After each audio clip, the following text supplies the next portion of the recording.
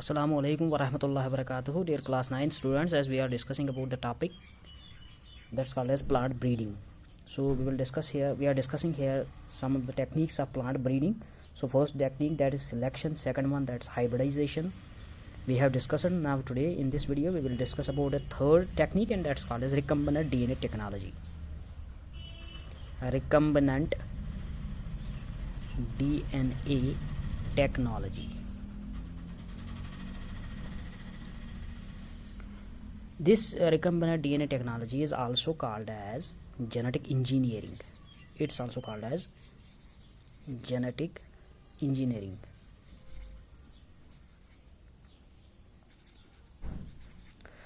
This is also called as genetic engineering. So it is a technique which involves transfer of one or more genes. तो पहले हम इसको define ही करेंगे, उसके बाद मैं इसको यहाँ पे डिस्कस करूँगा. So it is a technique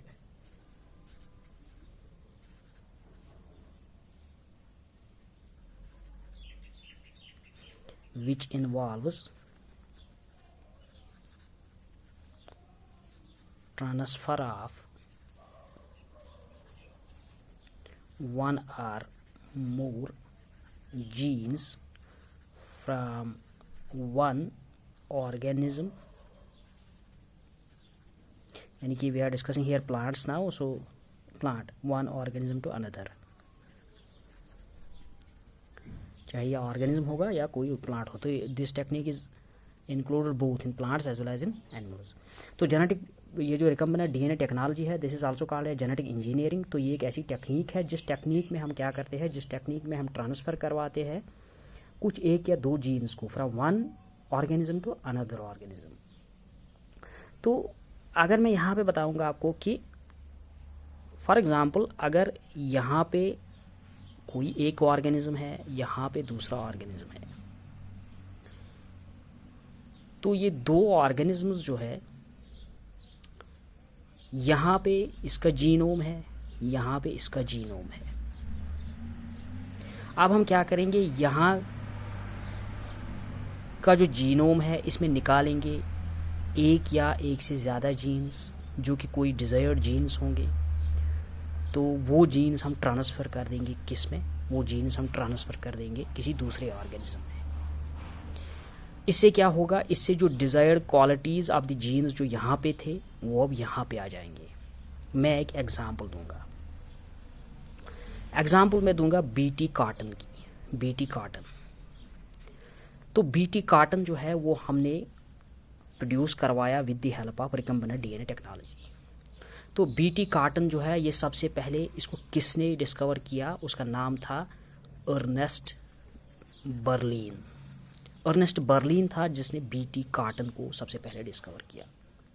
अब हम देखेंगे ये बीटी कॉटन होता क्या है. बीटी का मतलब यहाँ पे है बैसिलस थूरनजेनेसिस. बैसिलस थूरनजेनेसिस,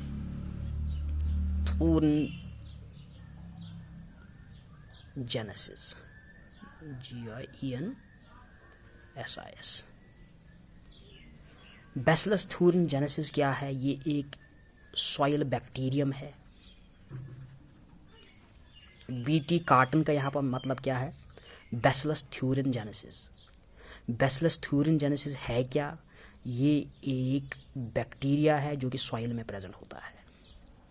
तो अर्नेस्ट बर्लिन ने क्या देखा, उसने देखा कि बैसिलस थ्यूरिन जो कि एक बैक्टीरिया है, जो इसका जीनोम है, that is total set of genes, जो भी इसका जीनोम यहाँ पे है बैक्टीरिया का, for example if it is the Bacillus thuringiensis bacteria and this contains the genome, इसकी जीनोम में एसोसिएट है एक ऐसा जीन. फॉर एग्जांपल उस जीन को हमने यहाँ पे डिस्कस किया one gene. For example it is an example, मैं इसको यहाँ पे डिस्कस करूँगा वन जीन,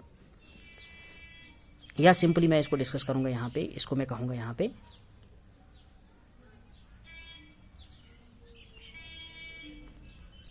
बीटी जीन.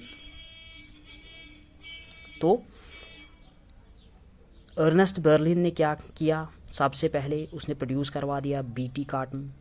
ये बीटी कॉटन है क्या, बीटी कॉटन कॉटन को हम छोड़ेंगे, पहले हम देखेंगे बीटी क्या है। बीटी है बैसिलस थ्यूरिनजेनेसिस, ये एक सॉइल बैक्टीरियम है। तो इस सॉइल बैक्टीरियम में एक ऐसा special type of gene present है, that gene which produces a special type of a hormone that's called as here special type of protein that's called as cry protein. तो BT gene जो है, this gene is also called as cry gene because this gene produces the cry protein. Cry का यहाँ पे मतलब है crystalline protein.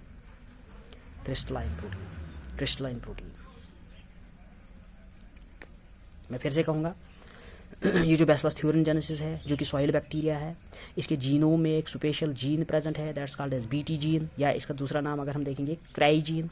And this BT gene और cry gene will produce a special type of protein that's called as cry protein which is crystalline. और ये cry protein जो है, ये अटैक करेगा, ये किल करेगा लार्वा ऑफ कैटरपिलर को।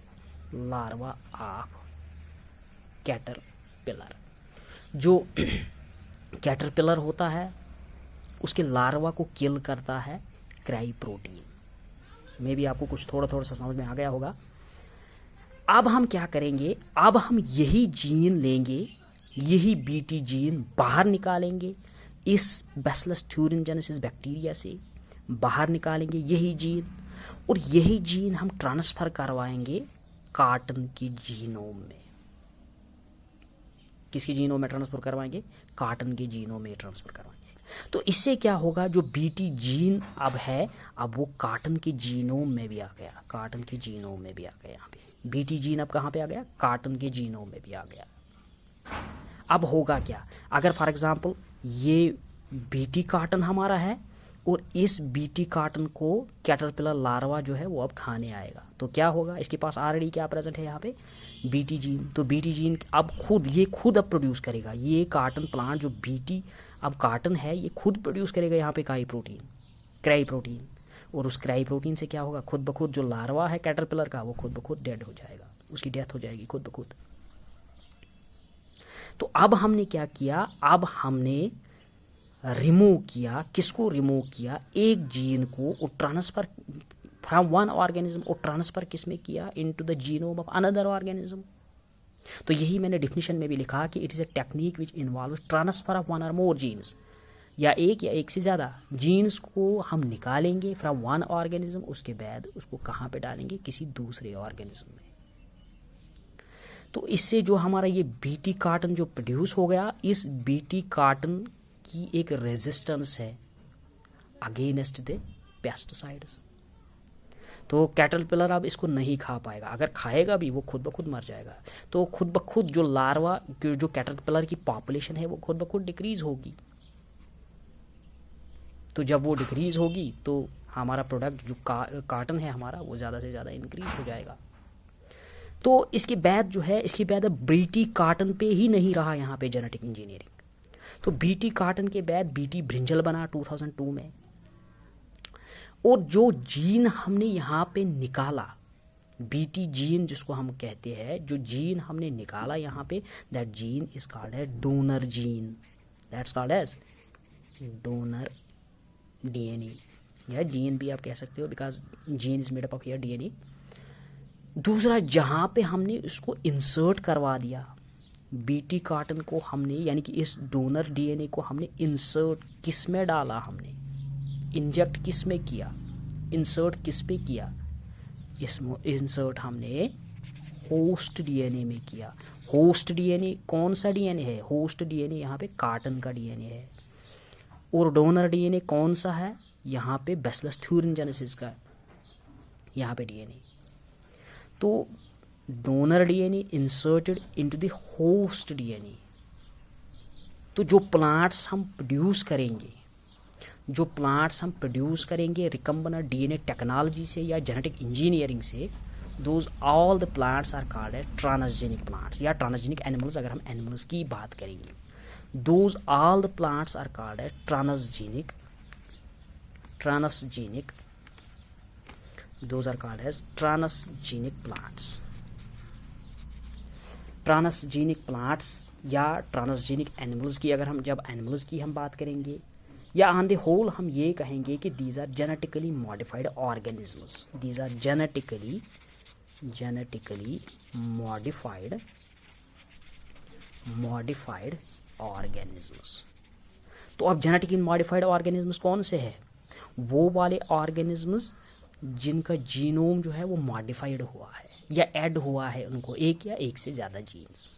तो those all the crops which are to be produce with the help of recombinant DNA technology, those are called transgenic plants या ट्रांसजेनिक क्रॉप्स। मोस्टली अगर एनिमल्स की हम बात करेंगे तो ट्रांसजेनिक एनिमल्स, क्योंकि ये एनिमल्स में भी होता है प्लांट्स में भी होता है। तो इसी तरीके से अगर हम देखेंगे these are also called a genetically modified organism, क्योंकि हमने जो इनका जीनोम है वो मॉडिफाई किया हुआ है। Those all organisms are called a genetically modified organisms. तो बीटी कॉटन के बाद हमने दूसरा यहाँ पे प्रोड्यूस करवाया बीटी ब्रिंजल। बीटी ब्रिंजल भी बाद में प्रोड्यूस किया गया। तो उसके बाद बीटी टबाको भी प्रोड्यूस करवाया गया यहाँ से। तो इस तरीके से बहुत सारे यहाँ पे एक और भी प्रोड्यूस करवाया गया, दैट इज़ राइस। राइस जो है उसमें स्टार्च ज़्यादा होता है। अब राइस में ऐसा जीन इंसर्ट कर दिया गया जिसकी प्रॉपर्टी है कि that will produce the vitamin A.